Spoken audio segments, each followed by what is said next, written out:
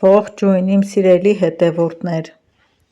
այսօր ձեզ համար ցույց եմ տալու, թե թթի մուրաբան ինչպես եմ պատրաստել։ Սև թութ եմ եփել, ինչպես տեսնում եք, շատ ենք սիրում, շատ հեշտ է պատրաստելը։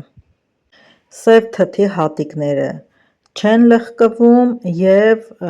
օշարակը ստացվում է պինդ ու ծորացող։ Արդեն մի քանի անգամ տանը թութ եղել է, կերել են և ամուսինս բերեց, ոչ մեկ մոտիկ չեկավ, ես էլ որոշեցի, որ մուրաբա պատրաստեմ, հենց այդքանով։ Մի ամանից մի փոքր վերցրեցի, կիլոգրամանոց ամաններ են, ու մնացածը որոշեցի շաքարավազը լցնեմ վրան, թողնեմ չփչանա, մինչև ասեց մի աման էլ խանութի սառնարանում է թողել, կբերի կմիացնեմ իրար, նոր վերջում ընդհանուր պահածոն կփակեմ։ Ինչպես տեսաք, թութը կշռեց 770 գրամ, հիմա այստեղ հաշվարկ ենք անում, 1 կիլոգրամի համար վերցնելու եմ 800 գրամ շաքարավազ, եթե 770 գրամ էր, այսինքն հաշվենք լավ 800 գրամ, 800 գրամը բազմապատկենք 800-ով, կստանանք 640, այստեղ ես ավելացրեցի 600 գրամ շաքարավազ։ Հիմա լավ թափահարում ենք, ծածկում եմ կափարիչով և թողնում եմ մինչև առավոտ, սա նրա համար, որ չփչանա։ Առավոտյան կկշռեմ, նույն ձև կլցնեմ, կթողնեմ կմնա, երեկոյան կեփեմ։ Ահա սիրելիներս, եփել եմ, երկուսն իրար հետ միացրել եմ և հիմա երկուսի համար տեսեք, ընդամենը մեկ սուրճի բաժակ ջուր եմ ավելացնում ու դնում եմ կրակին, պետք է եռա, եռալուց այս կորիզները հավաքում եմ, քանի որ շատ է եռալուց դուրս գալիս, ուտելուց այդքան էլ հաճելի չի, դրա համար որոշ մասը, ինչքանը որ հնարավոր է վրայից վերցնում եմ։ Հիմա թութը եփելու եմ ընդամենը 10 րոպե, լավ պղպջակներով հենց եռա, կհանեմ, մի փոքր կտեսնեմ, եթե օշարակը պնդացել է, ապա կլցնեմ ու կպահածոյացնեմ։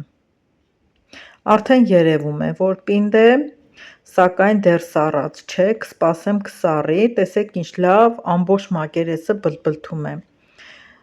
Ահա սիրելիներս, պատրաստ է, 5 րոպե էլ եռացնում եմ ու պահածոյացնում եմ, շատ եփել պետք չի։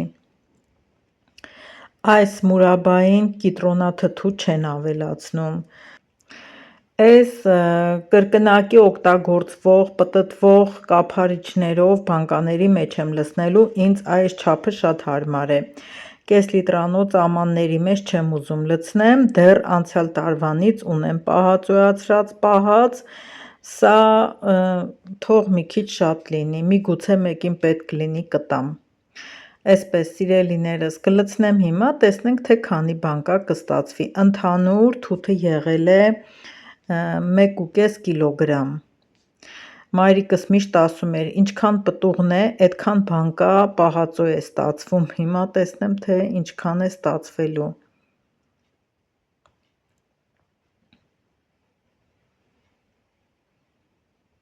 Այս բանկաները զուտ վերցրել եմ, որ քանակով քիչ լինի, շատ եմ սիրում, երբ օգտագործում եմ տոմատի կամ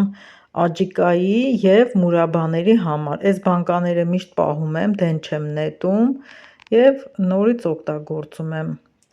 քանի դեռ կափարիչի միջի ռեզինը չի փչացել, այն կարող ենք օգտագործել։